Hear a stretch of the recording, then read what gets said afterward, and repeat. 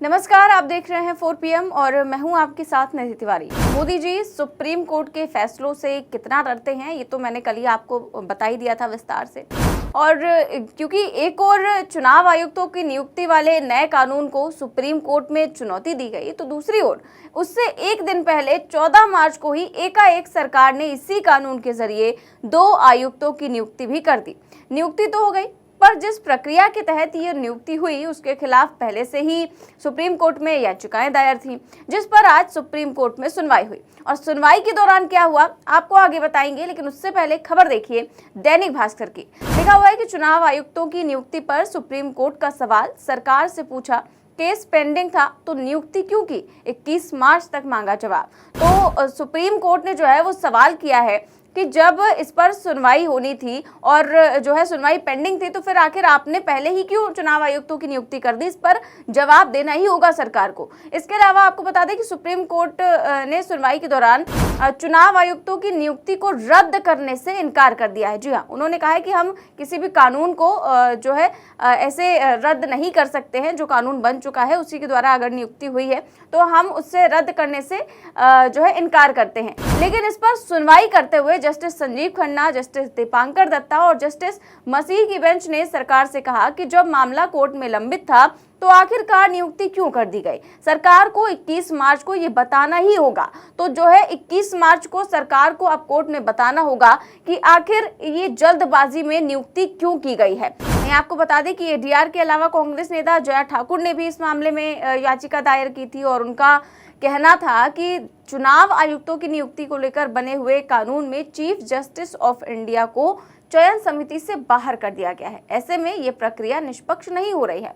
ऐसे में selection committee में सीजीआई का होना जरूरी है। हालांकि supreme court justice Sanjeev Khanna ने कहा कि हम कानून पर रोक नहीं लगा सके, लेकिन अब इस मामले की सुनवाई 21 मार्च को होगी और उसमें सरकार को ये जवाब देना होगा कि आखिरकार उन्होंने जल्दबाजी में ये नियुक्तियां क्यों की गई। और उसके बाद सुप्रीम कोर्ट क्या फैसला लेगा ये भी बेहद दिलचस्प होगा जानना, क्योंकि चुनाव आयुक्तों की नियुक्ति वाले नए कानून को लेकर जो हंगामा बरपा है उसकी प्रमुख 2 वजह थी।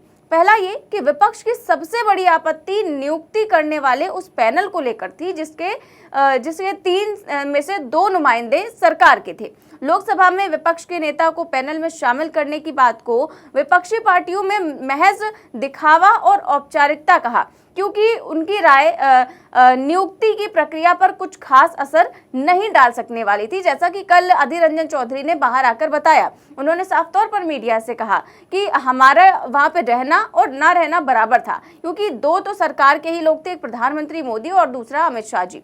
तो वो जो फैसला करेंगे वही जो है आखिर में वही माना गया। और मेरे सामने रात को 200 नाम थे और सुबह आते आते 6 नाम शॉर्टलिस्ट किए गए और फिर नियुक्ति 2 लोगों की कर दी गई। और दूसरा ये पेश था कि नए कानून को सुप्रीम कोर्ट के पिछले साल के एक फैसले को पलटने वाला तक कहा गया और 2023 के मार्च महीने में देश की सर्वोच्च अदालत ने अनूप बर्णवाल बनाम भारत सरकार केस में फैसला सुनाया कि सीसी और ईसी के चयन के लिए जो पैनल फैसला लेगी उसमें प्रधानमंत्री, लोकसभा में विपक्ष के नेता के अलावा देश के मुख्य न्यायाधीश शामिल होंगे।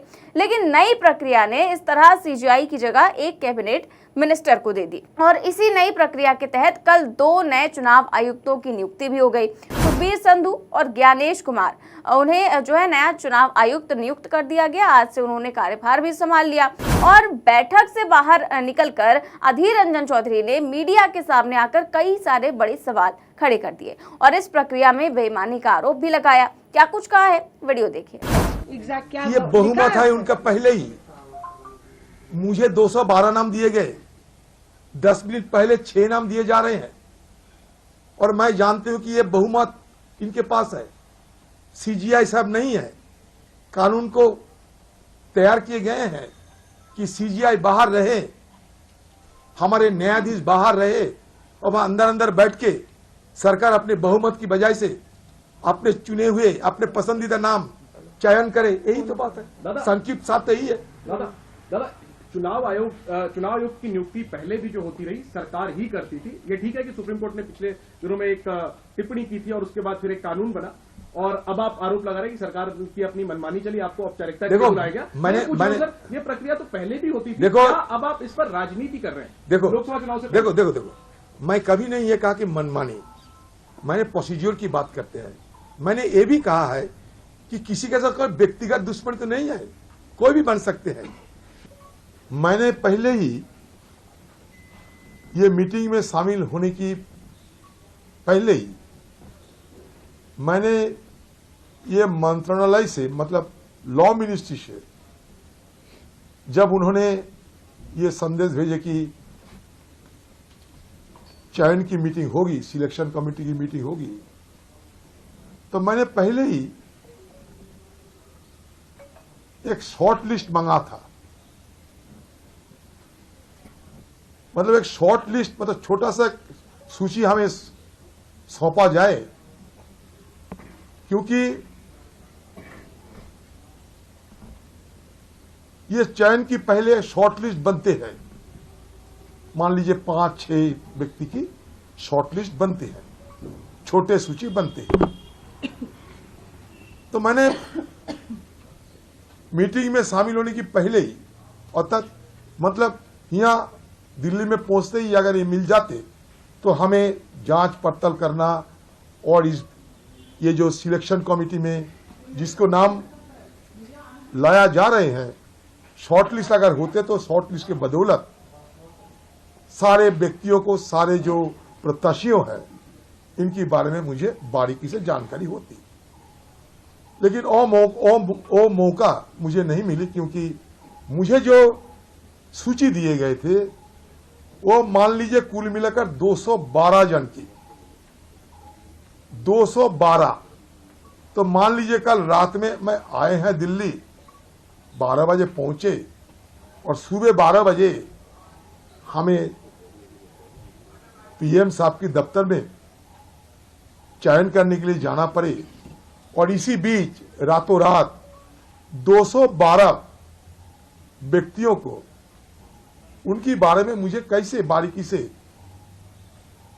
जानकारी मिले और कैसे मैं अपना बुद्धि को इस्तेमाल करें। तो मैंने देखा 212 क्या फायदा। दूसरी बात, हमारा जो कमेटी, ये कमेटी की में एक प्राइम मिनिस्टर है, उसके साथ होम मिनिस्टर, मतलब 2 मंत्री, और मैं एक विपक्ष। मतलब शुरू से ही इस कमेटी में बहुमत सरकार की पक्ष में है। तो इसलिए मैं कहीं ये ना कहें, सरकार जो चाहेगी वही होगी। सरकार की मंशा मुताबिक ये इलेक्शन कमिश्नर उसका चयन होगी। बीच में विनीत गोयल साहब, वो भी रेजोल्यूशन दे डाली, वो भी रिक्त हो गए। पहले पिछले बार ये मीटिंग होने वाला था, उस समय भी हम आए थे, लेकिन डिफॉल्ट हो गई थी, इसको टाला गया था। तो मीटिंग से बाहर निकलकर उन्होंने कहा कि वो इस चयन प्रक्रिया का समर्थन नहीं करते हैं, क्योंकि समिति में सरकार के पास बहुमत है, और साथ ही साथ उन्होंने मोदी सरकार पर बेईमानी का आरोप भी लगाया। वैसे इस तरह से आरोप लगाना तो ठीक ही है, क्योंकि ये बात तो ठीक नहीं, लेकिन चाहे अनचाहे भारत में लोकतंत्र का मतलब बहुत हद तक चुनाव और उससे तय होने वाली जीत हार हो गई है, जबकि लोकतंत्र इससे काफी कुछ परे है। जो चुनाव लोकतंत्र को परिभाषित कर रहा है, उसको कराने वाला आयोग, उसके आयुक्तों की नियुक्ति की प्रक्रिया कितनी पारदर्शी और सरकारी दबाव से मुक्त है, ये भी जानने वाली बात है। और इसी को लेकर विपक्ष लगातार सवाल खड़े कर रहा है। और आज जो है इसको लेकर जब सुनवाई हुई सुप्रीम कोर्ट में, तो क्या कुछ हुआ मैं आपको पहले ही बता चुकी हूँ। फिलहाल इस खबर में बस इतना ही। देश और दुनिया की तमाम बड़ी खबरें जानने के लिए देखते रहिए 4 PM न्यूज नेटवर्क। चैनल को सब्सक्राइब करिए और ज्वाइन भी करिए। नमस्कार।